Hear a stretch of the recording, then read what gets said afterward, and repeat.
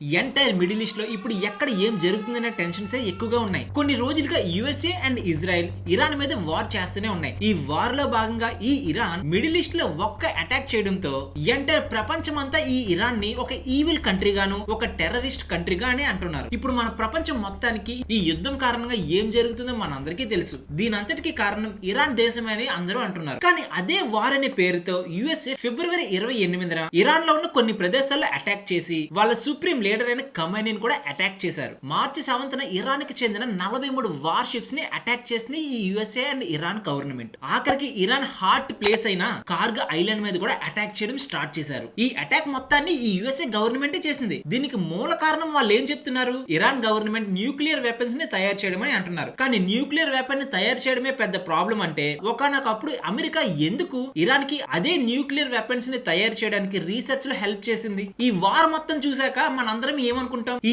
Iran and USA బద్ద శత్రువులు అని అనుకుంటాం కదా. కానీ మీలో ఎంత మందికి తెలుసు ఇరాన్ లో అమెరికన్ మూవీస్, కల్చర్, డ్రెస్సెస్, ఆఖరికి వాళ్ళ టెక్నాలజీని కూడా అడాప్ట్ చేసుకునే విధంగా ఈ ఇరాన్ అంత క్లోజ్ ఫ్రెండ్షిప్ ని చేసింది. ఇప్పుడు అదే ఇరాన్ కంట్రీని యుఎస్ఏ ఏమంటుంది? ఒక టెర్రరిస్ట్ కంట్రీ అని పిలుస్తుంది. ఇప్పుడు అదే యుఎస్ఏ గవర్నమెంట్ ఈ దేశాన్ని డిస్ట్రాయ్ చేద్దామని కూడా అనుకుంటుంది. ఇక్కడ క్వశ్చన్ ఏంటంటే, ఒక ఫ్రెండ్లీ కంట్రీగా ఉన్న ఈ ఇరాన్ ఇప్పుడు అమెరికాకి ఎందుకు బద్ద శత్రువుగా మారింది? దీని అంతటికి రీజన్ కేవలం న్యూక్లియర్ బాంబేనా? అదే రీజన్ అయితే 1968 లో USA, UK, Russia, France, China ఇలా ఈ 5 నేషన్స్ కలిపి ఒక బాడీగా ఏర్పడి ప్రపంచంలో ఇంకా ఏ దేశం కూడా న్యూక్లియర్ బాంబ్స్ తయారు చేయకూడదు అని ఒక ఆర్డర్ పాస్ చేశారు. దానికి మన ఇండియా ఒప్పుకోలేదు. ఇన్ఫాక్ట్ ఆ టైంలో మన ఇండియా మీద ఈ కంట్రీ శాంక్షన్స్ కూడా వేశాయి ఈ న్యూక్లియర్ వెపన్స్ ని తయారు చేయడానికి. కానీ ఎవరి మాట వినకుండా మన ఇండియా సక్సెస్ఫుల్ గా న్యూక్లియర్ వెపన్స్ ని తయారు చేసింది. ఇలా మన ఇండియా ఈ న్యూక్లియర్ వెపన్స్ ని తయారు చేసిందని ఎవరైనా వారికి వచ్చారా? మరి అప్పుడు రాలేంది ఈ ఇరాన్ కంట్రీకి ఎందుకు వస్తున్నారు? 1950 వరల్డ్ వార్ 2 కంప్లీట్ అయిన తర్వాత ప్రపంచ దేశాలన్నిటికీ తెలిసింది రెండే రెండు.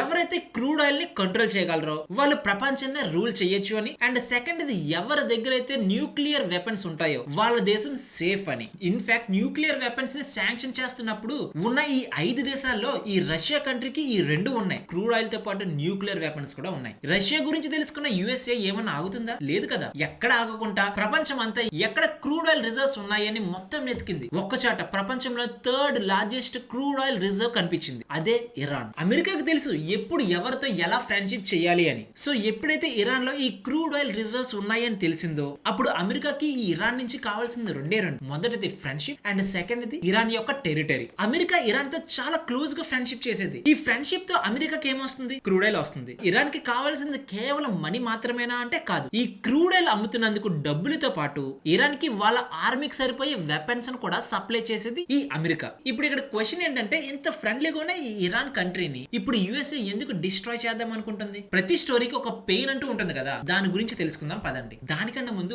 మేము పెట్టిన ఈ ఎఫర్ట్స్ కి ఈ వీడియోకి ఒక్క లైక్ చేయొచ్చు కదా, చేశారని భావిస్తున్నా. 1950 వరల్డ్ వార్ 2 అయిన తర్వాత క్రూడ్ ఆయిల్ యొక్క వినియోగం చాలా ఎక్కువగా పెరిగింది. దీనితో ఇరాన్ గవర్నమెంట్ వాళ్ళ క్రూడ్ ఆయిల్ ని అమ్ముతూ చాలా ర్యాపిడ్ గా గ్రో అయింది. 1950 నుంచి 1960 వరకు వాళ్ళ జీడిపి అనేది 8 to 9% పెరిగి వాళ్ళ దేశంలో ఉన్న బిజినెస్ తో పాటు హైవేస్, ఇన్ఫ్రా వంటి ప్రాజెక్ట్స్ కూడా చాలా క్విక్ గా గ్రో అయ్యాయి. కానీ ఇదంతా బయట ప్రపంచానికి తెలిసిన ఒక ఇల్యూజన్ మాత్రమే. ఎందుకంటే ఈ కాయిన్ కి మరొక పక్క చూస్తే ఇరాన్ క్రూడ్ ఆయిల్ అమ్మడం వల్ల ఇరాన్ కి చాలా లాభాలే వస్తున్నాయి. కానీ ఇరాన్ లో ఉన్న ప్రజలకి తినడానికి తిండి లేదు, తాగడానికి నీరు లేదు, అండ్ ఆఖరికి వాళ్ళకి కావాల్సిన బేసిక్ వస్తువులు కూడా లేవు. ఎస్, నిజమే, ఇరాన్ యొక్క జీడిపి బాగానే పెరుగుతుంది అండ్ చాలా బిజినెసెస్ పెరుగుతున్నాయి అండ్ ప్రాజెక్ట్స్ కూడా పెరుగుతూనే ఉన్నాయి. కానీ ఇరాన్ లో ఉన్న సామాన్య ప్రజలకి వాళ్ళ బేసిక్స్ నీడ్స్ కూడా ఉండేవి కాదు. అటువంటి సిచ్యువేషన్ లో కింగ్ ఆఫ్ ఇరాన్ ఏం పని చేశారో తెలుసా? వరల్డ్స్ రిచెస్ట్ పార్టీని ఏర్పాటు చేశారు. ఈ పార్టీకి ఏకంగా $100 million ని ఖర్చు పెట్టారు. అంటే మన ఇండియన్ రూపీస్ లో కన్వర్ట్ చేస్తే 72 లక్షల కోట్లు. ఒక పక్క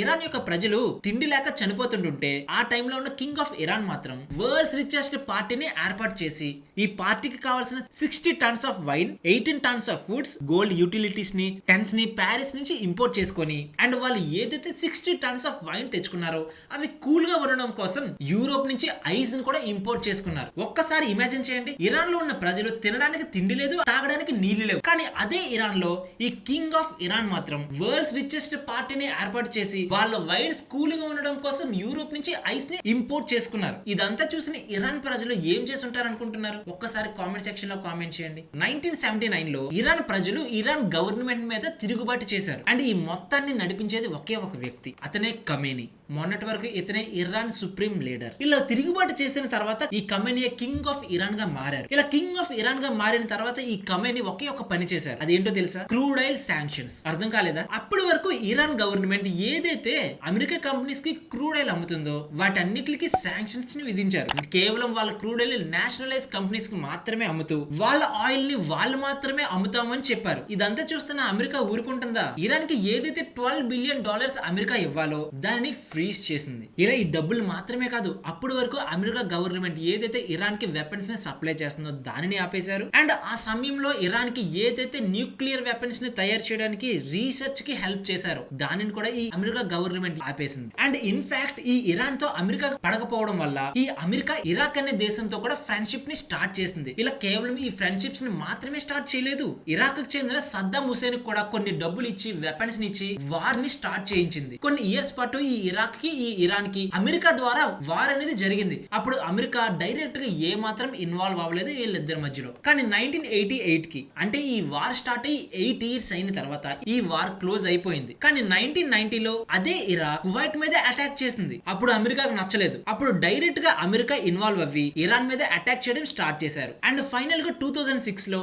ఇండైరెక్ట్ గా అమెరికా ఉంటూ సద్దాం హుసేన్ ని ఉరిదీసేలా కూడా చేసింది. ఇదంతా చూసిన ఇరాన్ కి అమెరికా యొక్క ఫ్రెండ్షిప్ ఎలాంటిదో అర్థమైంది. ఇది అర్థం చేసుకున్న తర్వాత ఇరాన్ ఒక్కటే డిసైడ్ అయింది, వాళ్ళ దేశం సేఫ్ గా ఉండాలి అంటే ఖచ్చితంగా న్యూక్లియర్ పవర్ ఉండాలి అని. కానీ న్యూక్లియర్ వెపన్స్ ఎవరు తయారు చేయకూడదని శాంక్షన్స్ ఉన్నాయి. నేను వీడియో స్టార్టింగ్ లోనే చెప్పా, వరల్డ్ వార్ 2 అయిన తర్వాత ప్రతి దేశానికి తెలిసింది రెండే రెండు. ఏ దేశం అయితే క్రూడ్ ఆయిల్ ని కంట్రోల్ చేయగలరో ఆ దేశం ప్రపంచాన్ని రూల్ చేయొచ్చు. మరొకటి, ఎవరి దగ్గర అయితే న్యూక్లియర్ వెపన్స్ ఉంటాయో వాళ్ళ దేశం సేఫ్ అని. ఇప్పుడు ఈ ఇరాన్ కి క్రూడ్ ఆయిల్ ఎలానో ఉంది, సో కంట్రోల్ కూడా చేయొచ్చు. వీళ్ళ దగ్గర లేనిదేంటి? Nuclear weapons. సో ఇరాన్ కూడా ఒకప్పుడు ఏదైతే యుఎస్ఏ హెల్ప్ చేసిన రీసెర్చ్ ల్యాబ్ ఉంటుందో దానిని మళ్ళీ స్టార్ట్ చేసి న్యూక్లియర్ వెపన్స్ రిలేటెడ్ గా రీసెర్చ్ ని స్టార్ట్ చేశారు. సరే, ఇప్పుడు ఈ న్యూక్లియర్ వెపన్స్ రీసెర్చ్ రిలేటెడ్ గా ఈ ఇరాన్ ఆపేస్తే ఈ వార్ మొత్తం ఆగిపోతుంది కదా. సొల్యూషన్ సింపుల్ కదా. అంటే తప్పెవరిది? ఇరాన్ దే కదా. కానీ ఫ్రెండ్స్, మీకు ఒక చిన్న విషయం చెప్పాలి. ఇరాన్ గవర్నమెంట్ ఈ న్యూక్లియర్ రీసెర్చ్ రిలేటెడ్ గా క్లోజ్ చేస్తామని 2015 లోనే అమెరికాకి ప్రపోజల్ పెట్టింది. ఆ ప్రపోజల్ ఇరాన్ గవర్నమెంట్ ఏం చెప్పిందో తెలుసా? మేము న్యూక్లియర్ రీసెర్చ్ చేయకూడదు అంతే కదా, ఆపేస్తాం. కానీ మీరు ఏదైతే మా మీద శాంక్షన్స్ విధించారో దానిని క్లోజ్ చేసేయండి, మేము కూడా ఈ న్యూక్లియర్ రీసెర్చ్ ని క్లోజ్ చేస్తామని చెప్పారు. అప్పట్లో ప్రెసిడెంట్ అయిన ఒబామా దీనికి అంగీకరించి అమెరికాకి ఇరాన్ మీద ఉన్న శాంక్షన్స్ ని క్లోజ్ చేసేశారు. అండ్ అలానే అప్పటి వరకు న్యూక్లియర్ రిలేటెడ్ గా రీసెర్చ్ చేస్తున్న ఈ ఇరాన్ కూడా క్లోజ్ చేసేసింది కదా. అక్కడతో క్లోజ్ అయిందని ప్రతి ఒక్కరు అనుకున్నారు. కానీ 2018 లో ట్రంప్ వచ్చిన తర్వాత మొత్తాన్ని మార్చేశాడు. ఎందుకంటే ఇరాన్ మీద ఎందుకు మనం శాంక్షన్స్ వేయకూడదు, ఇరాన్ మీద మనం ఖచ్చితంగా శాంక్షన్స్ వేయాలి అని ట్రంప్ వచ్చి ఇరాన్ మీద శాంక్షన్స్ విధించారు. దీని తర్వాత ఇరాన్ ఆగుతుందా? ఇరాన్ యొక్క దేశం కూడా చాలా సేఫ్ గా ఉండాలి అని చెప్పి ఈ న్యూక్లియర్ రీసెర్చ్ ల్యాబ్ ని మళ్ళీ స్టార్ట్ చేశారు. ఇరాన్ గవర్నమెంట్ ఈ న్యూక్లియర్ రీసెర్చ్ ని స్టార్ట్ చేయడం వల్ల ఇప్పుడు ఈ యుద్ధం స్టార్ట్ అయింది. ఇప్పుడు మీరు చెప్పండి, ఈ వార్ లో తప్పు ఎవరిది? కామెంట్ సెక్షన్ లో కామెంట్ చేయండి. ఇది ఫ్రెండ్స్ ఈ వీడియో నచ్చినట్లయితే ఈ వీడియోని లైక్ చేసి మన ఛానల్ ని సబ్స్క్రైబ్ చేయడం మర్చిపోకండి.